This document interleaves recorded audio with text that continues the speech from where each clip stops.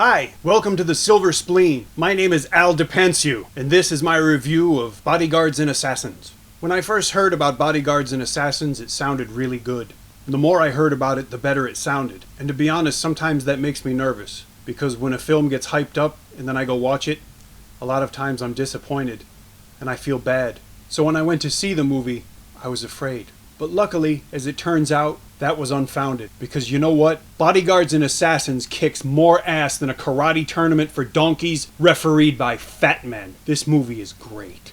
I was thoroughly, deeply, and magnificently entertained for the film's entire running time. The plot is fairly transparent and maybe even a little predictable, but only in the best kind of way.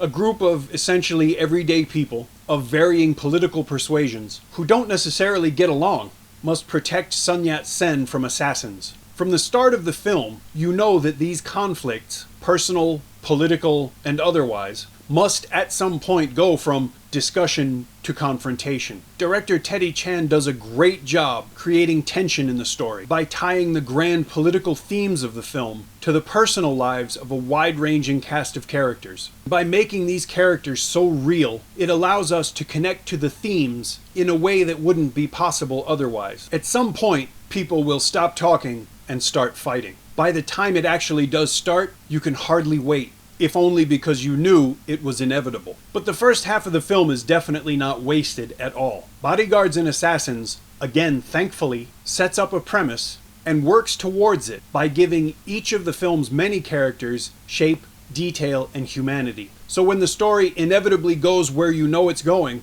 the characters, who are now much more human to you, draw you into the film quite a bit. This is an ensemble film, and a very evenly split one at that. No one dominates this film. There are lots of cameos and small parts, and they're played by very well-known names. Lots of familiar faces, and some fairly new ones, turn in a number of commendable performances. Tony Leung Kar Fai shows a high degree of subtlety and maturity in his character. He turns in a very consistent and convincing performance. The revolutionary and the businessman, a visual metaphor of one of the film's central conflicts. One of the film's strongest performances comes from Wang Xueqi, a businessman who would very gladly ignore politics but comes to realize that he can't. Menki Batir is really good as an oversized stinky tofu vendor. Donnie Yen turns in a really good performance this time, not just as an action star, but as an actor. Leon Lai has a small role, and although he's not bad, I kind of think it was the wrong role for him. Leon Lai stars in The Tommy Chong Story. I would have really preferred to have seen Jet Li as the opium-addled former bodyguard who has to take on one more mission.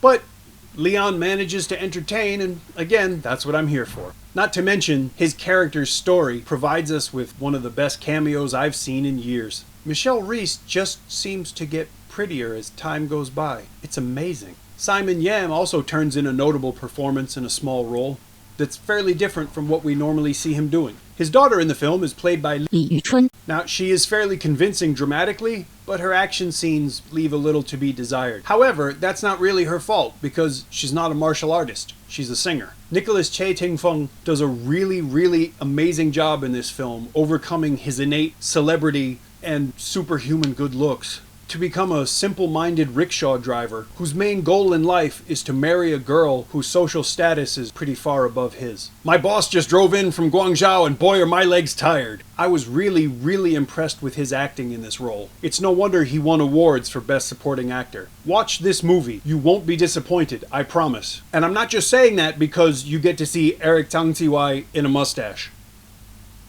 I want you to watch the movie, but guess what? I don't want you to download it. I want you to buy it specifically through the links that are located below. That way I know you're not being a lying, cheating, illegal scumbag. If you like this review, I'd appreciate it if you left me a comment. If you didn't like it, go ahead and leave me a comment. If you really enjoy these reviews, I would appreciate a subscription. If you have any suggestions for movies you'd like to see reviewed, please let me know. Go watch this movie, then watch it again.